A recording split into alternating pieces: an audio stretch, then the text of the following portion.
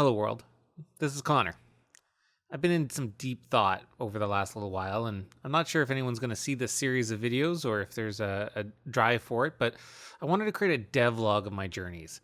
I thought, what better way as to start a small game 1 week in my spare time, that spare time being between work or an hour before going to bed, whatever the case is, just to kind of mark a beginning point on my journey. So this video is to both do a retrospective on a game that took a week as a challenge, but to also act as a base, a starting point of my journey as I'm trying to push myself to try, a different avenue. So maybe I should start with where I am right now. So as of the time of recording, I've been working in technical services, whether it be the voice on the other end of the phone trying to bring calm and reason to your technical emergency, managing a startup tech company's service team, or implementing software for another startup software company. I've been providing technical services for probably about 10 years now. Ultimately, it's time to search for a change in my life. Though I wish I could just quit and leap into some form of development right away, it's just not possible with the cost of living, so I have to build some sort of support structure to produce this change in my life that I want to see. So this postmortem with this project being, what I could do in a week to kind of jumpstart my goals, my planning, and just to push myself for learning, I need to reflect on myself. I need to see where I'm at. I need to honestly assess my skills and move from there. So I did mention a bit about how cost of living the way it is, that I've got to build some kind of base before I were to just jump into it. So let's just have a look at what I've done so far. So far I've competed in 2 different game jams. One in which I was a winner. It was a very small pool, but still a winner, right? And one was almost like dead center, middle of the road, neither excelled nor spectacularly exploded or anything like that. I've done 2 Fiverr gigs, Fiverr being a small company. Oof, that's not true. Fiverr gigs being just kind of small jobs, I should say, in which I would build a prototype of a game and for cash.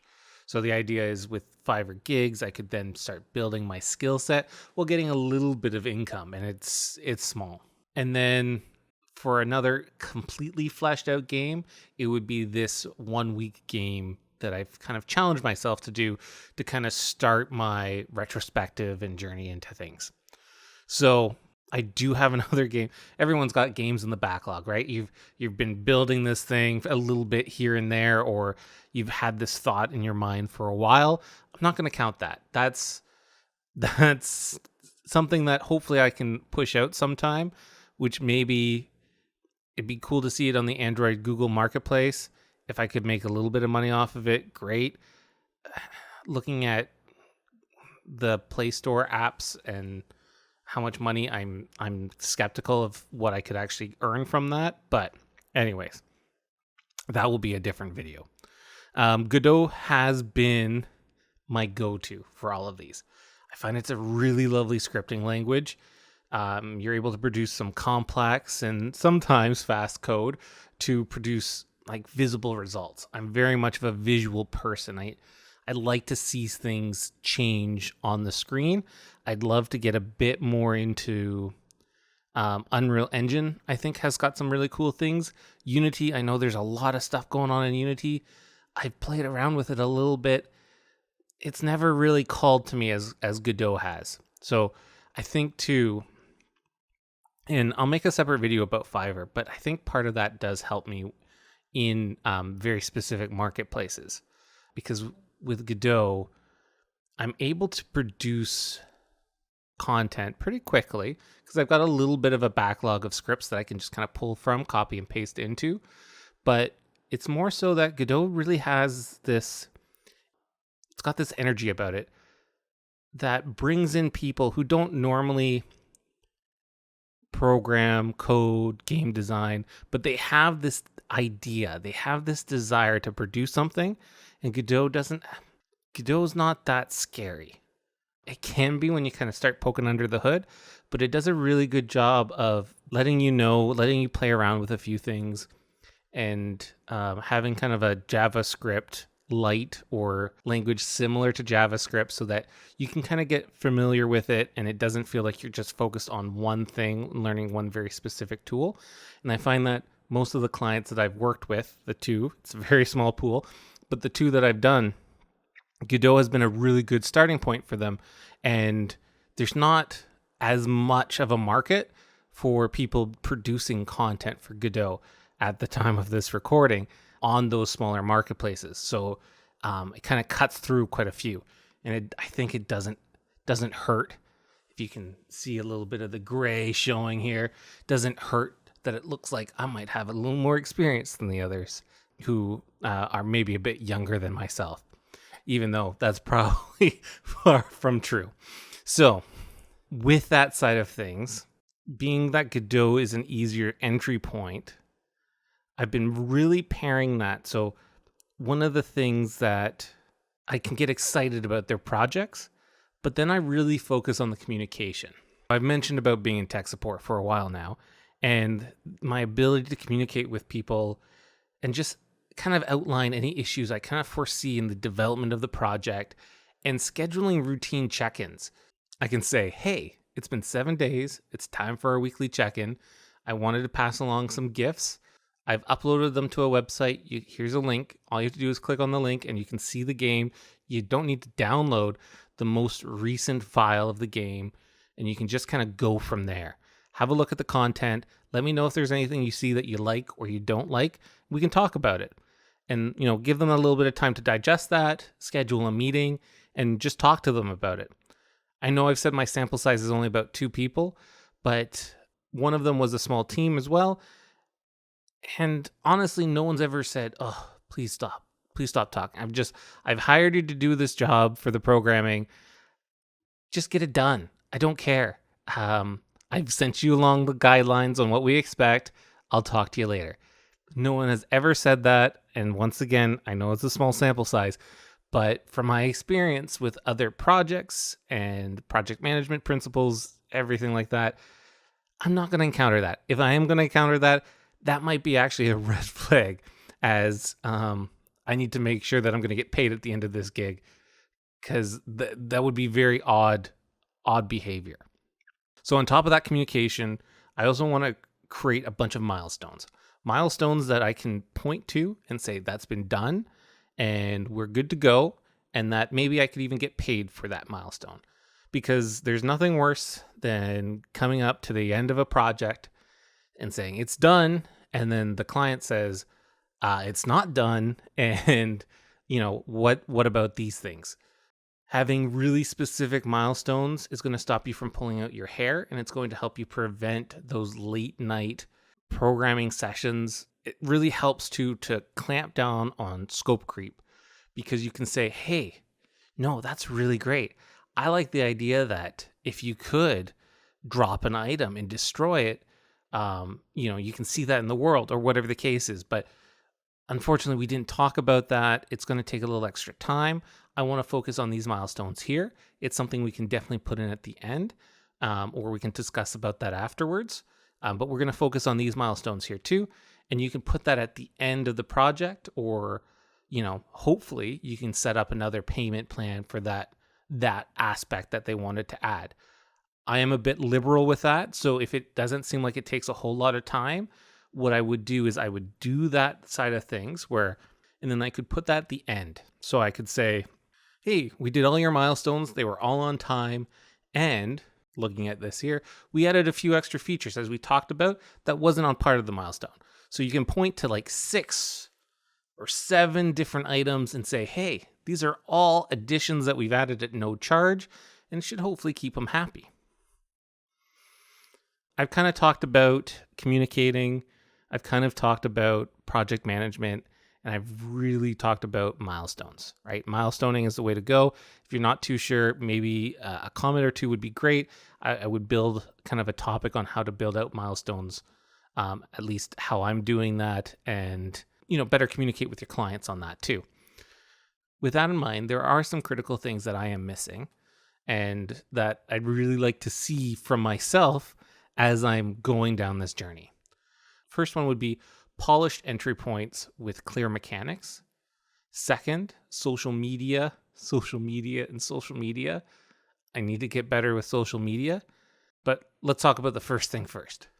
Polished entry point with clear mechanics. First is pretty easy. I did that in my first game jam. Even a little bit in my second. But the 2 Fiverr gigs have been less than that. It's surely a better experience for everyone to get a start screen, some instructions, and a starting point to begin versus just being dropped in a gameplay loop.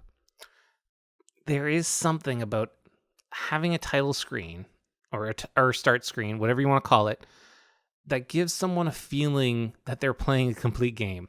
When you start up a game, or when you think back on a game that you really loved, there was probably always a start menu, and I could be wrong, but I know when, I'm going to show my age, but I've already pointed out some grays here, starting up like a Flash game. If you opened up a Flash game and it didn't have a start and it just went straight into game, it gets a little dicey. I know for the last 2 projects I've done on Fiverr, I did not do that. I think that I'm going to change that from now on. I want to make sure that it's easy. I know I don't tend to use a start screen because it's just one extra thing to click. I just want to start and go, but it's really easy at the end to just plug that in ahead of time. Now, second, the social media. It's going to be hard for me. Utilizing social media, I don't like Twitter. I really, really don't like Facebook and with that Instagram. But you know what? It's time to put that aside. I need to find a community where I can post thoughts and articles that I like, find an audience for the stuff I want to produce, and just become part of other existing communities too. I really love Godot, so I know there's, a Discord channel or 2 that I could be parts of. There's the Reddit Godot as well. I need to get in these communities and be a little vocal. There's some stuff that I know I could definitely help others out. There's some stuff that, oh my word, I could be helped out on. So that has always kind of slowed me down. I'm not a very social person. I actually really do enjoy making videos. I love the editing and everything like that. I know I need to get better. I know right now you're seeing me with a kitchen in the background and stuff like that. With this video, this is going to kind of kick off my YouTube. Time to get serious with social medias, and we'll go from there. So, I never like to leave a report or a retrospective without providing next steps. And unless the project is 100% complete, which I can say we have barely scratched the surface of here, I definitely need to lay out some next steps. So what are my next steps? There's 2 really easy next steps that I'm going to do, and I'll outline 2 really hard steps that I need to complete as well. So firstly, I want to create a YouTube video highlighting my experiences developing this very quick game and some of the shortcuts made for my sanity's sake. Secondly, I want to tweet the post I created on itch.io as well as this video here on YouTube. Tweet it out, and if anyone has any recommendations for communities or locations to post, that's always appreciated. Also, I guess here's now a great time too. Please don't hesitate to follow me at ConnorBS, and as I'm understanding YouTube metrics, hit the subscribe and bell button. Thirdly, what's my direction? So this is one of those harder ones. Are there genres I see myself focusing on? I know for myself, I really love roguelikes and random generations. So I might have a bit of a focus there. But is that what I want to focus on honing? Is that a skill that I really want to build up? I know this sounds a bit wishy-washy right now, but it's a really important step, as it will help me find an audience. It will help me find customers, as well as it'll make marketing myself a bit easier. I think it might be a good step for myself because I really do love random generation and how you can kind of play around with that and the logic that goes behind it. Unfortunately, it's a lot of back end heavy. So a lot of the stuff I would be doing is behind the scenes that you wouldn't see so much. But I think it would help me stand out in the crowd. Mind you, roguelikes have exploded in the last while. So yeah, yeah. Finally. And this is the really, really hard one. And if you're watching this, you've probably thought about starting things like this before, or maybe you've already started things and you're going through it, or maybe you're just, you know what, watching it for a laugh. Whatever the case is. So the hard part of this is just to keep doing it, going forward, pushing and setting these objectives, making sure that they are manageable and completing them. I know going forwards, I will be requesting any Fiverr gig. I know going forwards, I'm going to be asking any gig that I undertake permission to devlog my experience working on that project, with varying level of details, of course, depending on how comfortable people are, and then pushing myself forwards with small, fun projects to help expand my skill set. So things that I see that I'm kind of lacking in some regards, or I need to better understand a tool, build a game around that so that, you know, it's still a little bit fun and I can kind of really understand the machinations behind it. That said, I'm getting married very shortly and be away on my honeymoon. So there will be a little bit of a quiet start from me. But once I come back, I will continue to produce content, produce games, look for side gigs, side hustles, if you will, and just strive to be better. With that in mind, I hope you enjoyed this video. If you didn't like this video, please feel free to hit the dislike button. Apparently, the algorithm does not tell me, so it won't affect my mental being. Or if you found this video passable, or you actually made it to this point in the video, hit that like button. Let the algorithm know that maybe this is something worth following up on. And of course, if there's any communities you think that I should maybe be looking into or partaking in, I'd love to. I will be looking at doing a game jam sometime. That said, I do plan on joining a game jam this summer of 2022, probably July or August.